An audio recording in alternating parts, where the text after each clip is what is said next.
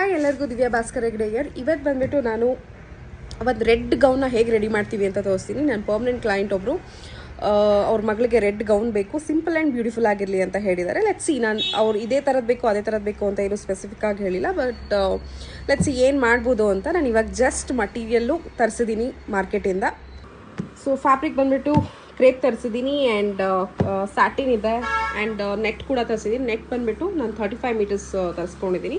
ಸ್ವಲ್ಪ ball gown ಥರ ಬುಷಿಯಾಗಿ ಮಾಡೋಣ ಅಂತ. ಆ್ಯಂಡ್ ಸೊ ಐಡಿಯಾ ಬಂದುಬಿಟ್ಟು ಪ್ಲೇನ್ ರೆಡ್ ಗೌನ್ಗೆ ಒಂದು ಏನಾದರೂ ವರ್ಕಲ್ಲಿ ಕೇಪ್ ಏನಾದರೂ ಕೊಡೋಣ ಅಂತ. ಲೆಟ್ಸ್ ಸಿ ಹೇಗಾಗುತ್ತೆ. ನಾನು ಐ ವಿಲ್ ಶೋ ಯು.